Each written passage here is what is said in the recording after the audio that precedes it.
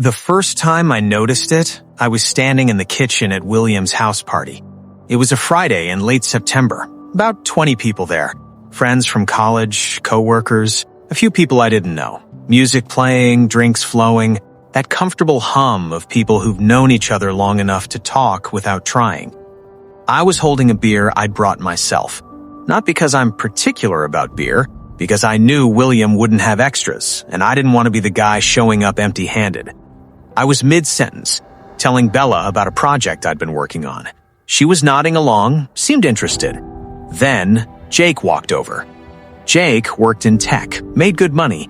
You could tell because he didn't talk about it. He just casually mentioned vacations to Iceland and this little spot in Napa, like everyone went there. The second he started talking, Bella's attention shifted, not dramatically, just her body angled toward him. Her questions got sharper. She laughed a little louder. I finished my sentence anyway. Neither of them responded. It just dissolved into the air. I stood there for another 30 seconds and walked to the other side of the room. Here's the thing. It wasn't rude. That's what made it worse. If someone's rude, you can react. You can defend yourself or call it out or walk away with some dignity. But this was different. This was just absence. I wasn't ignored. I was simply not there in a way that mattered. I made $41,000 a year at the time, marketing coordinator at a mid-sized company.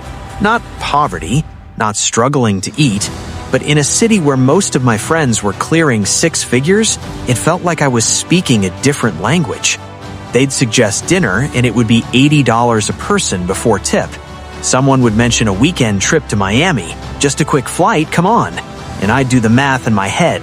Flight, hotel, going out, at least $1,200. I had $900 in my checking account and $3,400 in savings that I was trying desperately not to touch. So I'd say, maybe next time, or I've got a thing that weekend. After a while, they stopped asking. Not maliciously, just logically. I wasn't coming anyway, so why include me in the planning? I became the guy who showed up to the free events, the birthday parties at someone's apartment, the Sunday barbecues, the group chats where people made plans, and I'd just react with a thumbs up emoji to show I was still alive. I felt it in the silence, like when everyone's trading stories about trips they took or restaurants they tried, and you have nothing to add because your last night out was splitting a pizza with your roommate while watching Netflix on his account. Or when someone casually mentions refinancing their mortgage and you're still renting a room in a 2-bedroom with a bathroom you share with a 24-year-old who doesn't understand how shower drains work. You learn to smile and nod. You learn to ask questions so the focus stays on them. You learn to be interested in other people's lives because yours doesn't offer much worth talking about. My younger brother got engaged that October. I was happy for him, genuinely. He'd been with Emily for 4 years, and they were good together. The engagement party was at a nice restaurant, not absurdly expensive, but nice. His fiance's family paid for most of it, which I was grateful for because I couldn't have afforded my share. I showed up on time, wore the one good button-down I owned, the same one I'd been wearing to events for 3 years. Emily's brother Trevor was there, finance guy, mid-30s, well-dressed, the kind of person who talks in declarative statements, like he's used to people listening. At one point, the conversation turned to real estate. Trevor was talking about investment properties. My brother mentioned he and Emily were looking at condos. Trevor asked me, "You own or rent?" "Rent," I said. "Smart," he said, but his tone made it clear he didn't think it was smart. Market's tough right now anyway. Then he turned back to my brother and started talking about mortgage rates. I sat there, holding a drink I'd nursed for an hour because I couldn't afford to buy another round, and felt like a child at the adults' table. Later, my mom pulled me aside. "You okay?" she asked. "Yeah, I'm fine." She looked at me the way moms do when they know you're lying but don't want to push. "You've been quiet tonight." I shrugged, just tired. She didn't believe me, but she let it go. On the drive home, I sat in traffic on the highway and thought about Trevor's question. You own or rent? Such a simple question, but it wasn't really about housing. It was about where you stood, what you'd built, whether you were someone worth taking seriously. And I wasn't. I need to be clear about something. I wasn't lazy. I worked. I worked consistently. I showed up on time, stayed late when necessary, did good work. But I was stuck. I'd been in the same role for 3 years. Every time I asked about advancements, my boss would say, "We're working on it," or "Let's revisit this next quarter." Next quarter would come, nothing changed. I applied to other jobs, dozens of them. I'd get through 1, maybe 2 rounds of interviews, then get the email, "We've decided to move forward with another candidate." I lived in a constant state of almostness. Almost promoted, almost hired, almost able to afford the life everyone around me seemed to be living effortlessly. Meanwhile, my friends were thriving. William got promoted to senior account manager, started making $95K. Jake's startup got acquired. He didn't say how much he made from it, but 6 months later he bought a Tesla. Bella moved into a 1-bedroom in a new building downtown. Granite countertops, floor-to-ceiling windows, the kind of place I couldn't afford if I gave up eating. I was happy for them, I was, but happiness and envy aren't mutually exclusive. You can be genuinely glad someone's succeeding while also feeling the gap between you widen with every milestone they hit. The breaking point came in February. Marcus was having people over to watch the Super Bowl. I almost didn't go. I was tired of being the broke friend, tired of calculating whether I could afford to Uber home or if I needed to take the bus, tired of showing up to things and feeling like a spectator in other people's lives. But I went because what else was I going to do? Sit home alone? I got there a little late. Everyone was already drinking, talking, the game playing in the background. I brought a 6-pack, nothing fancy, just beer. Jake saw it and laughed. Not meanly, just laughed. "Bro, William has a whole bar set up. You didn't have to bring anything." I know I didn't have to, but I did, because showing up empty-handed felt worse than showing up with cheap beer. I put the 6-pack in the fridge and grabbed one for myself. The game was fine. I don't even remember who won. I wasn't really watching. I was watching the room. William mixing drinks behind his bar cart, telling some story about a client dinner where the bill was $600 and the company paid for it. Jake showing photos from his trip to Japan on his phone, casually mentioning how cheap everything was. Bella talking about her new gym membership at some boutique place that cost more per month than my groceries. And me sitting on the couch with my $8 6-pack, contributing nothing. At one point, William turned to me. "How's work, man?" "It's fine," I said. "Still at the same place?" "Yeah." Cool. And that was it. The conversation moved on. I stayed for another hour, then said I had to head out early. No one asked why. A couple people said bye. Most didn't notice I left. I took the bus home. It was 9 p.m. on a Sunday, so the bus was nearly empty. Just me and an older woman with grocery bags. I sat by the window and stared at the city passing by. All those buildings. All those people inside them. Living lives I couldn't access. And I thought, this is it. This is my life. Not because of some grand tragedy, not because of bad luck or unfair circumstances, just because I didn't make enough money to keep up. I didn't talk to anyone about it. What was I supposed to say? "Hey, I feel invisible because I'm not successful enough to be interesting." That sounds pathetic. That sounds like something you need to get over.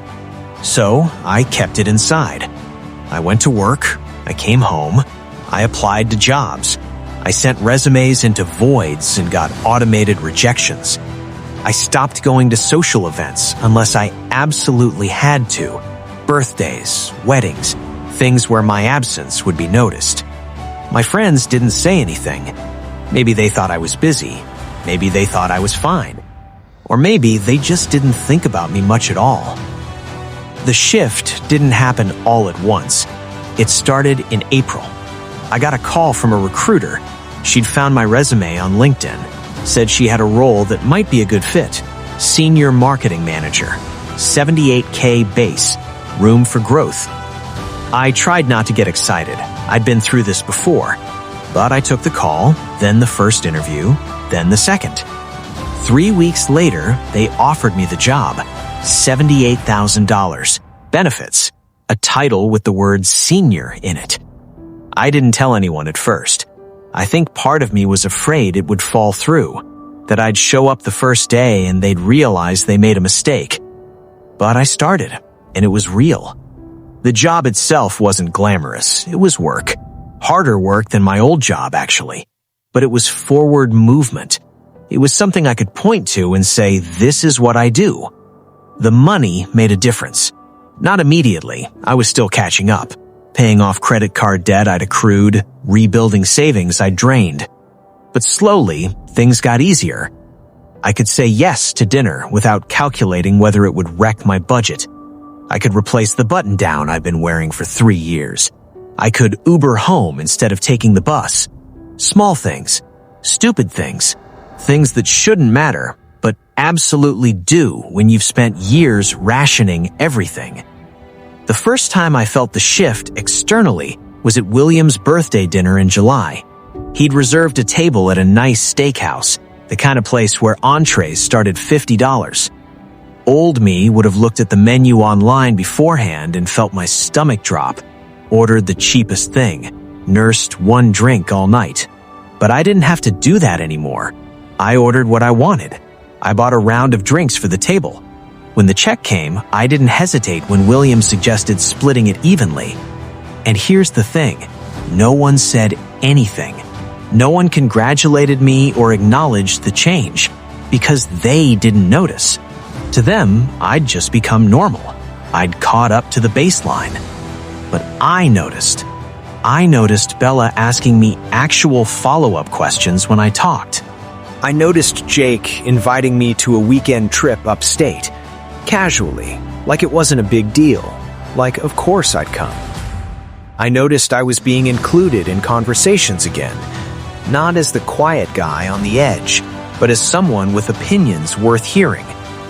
It wasn't about the money itself. It was about what the money represented. Stability, options, the ability to participate. And once I had that, I stopped being invisible. By October, I'd been at the new job 6 months. I got a small raise. Nothing dramatic, but it put me over $80K. I signed a lease on my own apartment. 1 bedroom, nothing fancy, but mine. No roommate, no shared bathroom. The day I moved in, I stood in the empty living room and felt something I hadn't felt in years.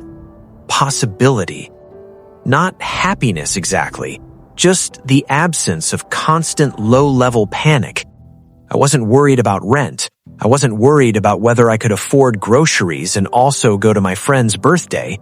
I wasn't doing math in my head every time someone suggested doing something. I was just fine. And fine felt like everything. William threw another party in November, Thanksgiving weekend. Same house, same people, same setup. I brought a bottle of decent whiskey this time. Not because I had to, because I wanted to. Jake was there, talking about some new project. Bella was showing photos from a trip to Portugal. Trevor, my brother's fiance's brother, was talking about the condo he and his wife just bought. And I stood there, holding a drink, part of the conversation. At one point, Trevor asked me, "What do you do?" "A marketing manager," I said. "I run digital campaigns for a mid-sized tech company." "Nice," he said. "That's solid." And he meant it, not as a condescension, just as a fact. Later that night, William and I ended up on his back patio, just the two of us, talking while everyone else was inside. He asked, "You seem different lately. Good different. What changed?" I thought about it. "I got a new job," I said. "Better pay, better title." "That's great, man. I'm happy for you." And then, because we'd had a few drinks and the night felt honest, I said, "I felt invisible for a long time." He looked at me. "What do you mean?" "I don't know. Just when you don't have money, people don't see you the same way. It's not intentional, but it's real." He didn't argue. He didn't defend himself or anyone else. He just nodded slowly. "Yeah," he said. "I think that's probably true." We sat there for a minute, not saying anything. Then someone called us back inside, and the moment passed. I'm not telling this story to complain. I'm not telling it to shame anyone or point fingers or play victim. I'm telling it because I think a lot of people live in that space I lived in. The space where you're doing everything you're supposed to do, working hard, showing up, being responsible, and it's still not enough. Where you're not struggling in a way that gets sympathy, but you're not thriving in a way that gets respect. You're just in between, invisible. And the worst part is how much you internalize it. You start thinking, maybe I'm just not interesting. Maybe I don't have anything valuable to say. Maybe I'm the problem. It's not true, but it feels true when you're living it. Here's what I learned. Money doesn't make you worth more as a person. It doesn't make you smarter or kinder or more deserving of attention, but it does make you more visible. It gives you access. It gives you options.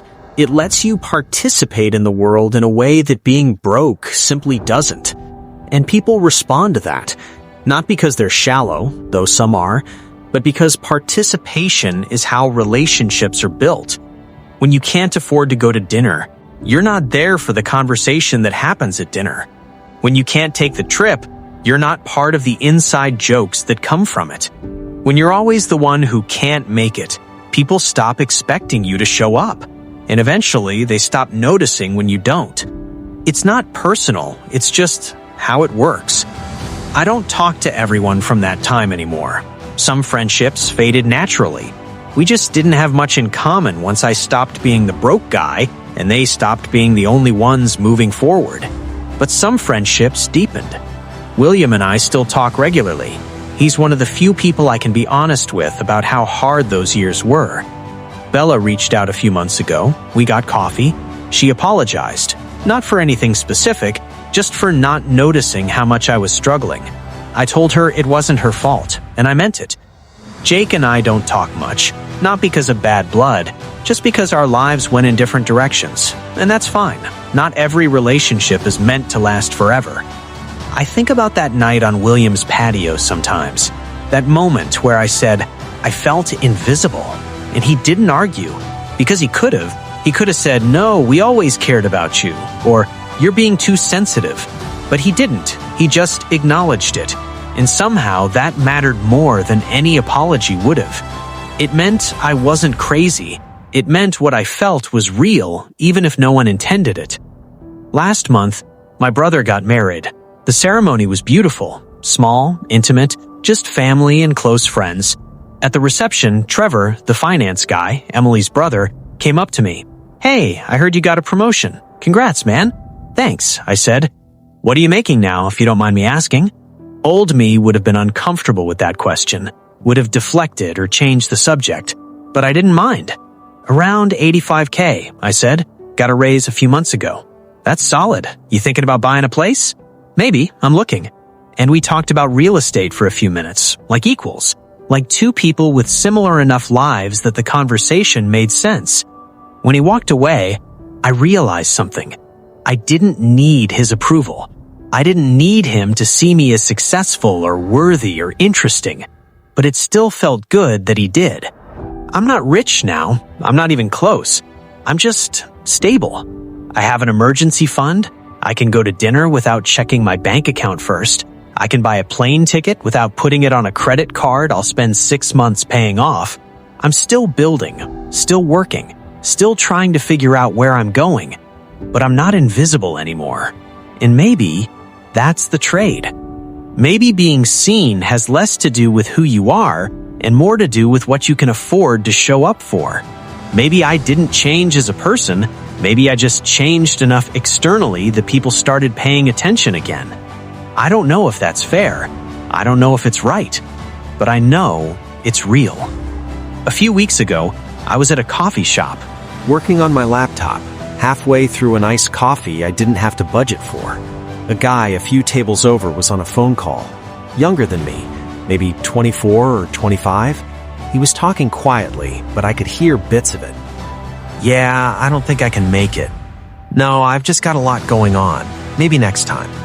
And I recognized the tone, the careful deflection, the vague excuses, the voice of someone who wants to say yes, but can't afford to. He hung up, sat there for a second, staring at his phone, then opened his laptop and went back to whatever he was working on. I didn't say anything to him. What would I say? "Hey, I know what you're going through. It gets better." Maybe it does. Maybe it doesn't. Maybe he'll find his shift, or maybe he won't. But I understood him in a way most people wouldn't, because I'd been him, and part of me still was. Here's the thing they don't tell you. The shift doesn't erase what came before. I'm not broke anymore, but I still think like someone who was. I still check prices. I still hesitate before buying something I don't need. I still feel a quiet panic when I look at my bank account, even though there's enough there, because you don't forget what it felt like to be invisible. You don't forget the conversations that happened around you without you. You don't forget what it's like to smile and nod while people talk about lives you can't afford to live. The shift happened. I'm grateful it did, but it didn't undo the years before it. It just gave me a different view. I don't know what the moral of this story is. I don't know if there is one. Maybe it's about money. Maybe it's about perception. Maybe it's about the uncomfortable truth that who you are and how you're treated aren't always the same thing. Or maybe it's simpler than that. Maybe it's just about the relief of finally being able to show up, not as the broke friend, not as the one who can't make it, just as someone who's here, someone who exists in a way that matters. I saw William last week. We grabbed lunch downtown. He told me about a new project at work. I told him about mine. We split the check, didn't even think about it. And as I walked back to my office, I thought about that night at a Super Bowl party, sitting on his couch with my cheap beer, feeling like I didn't belong. I don't feel that way anymore. Not because I'm better, not because I've arrived at some destination, just because I can finally afford to be where I am. The shift happened. I don't know when exactly. It wasn't one moment. It was 100 small moments that added up to something different. But it happened. And now when I walk into a room, I'm not wondering if anyone will notice I'm there. I'm just there. Sometimes the biggest shift isn't becoming someone new. It's finally being able to afford to show up as yourself.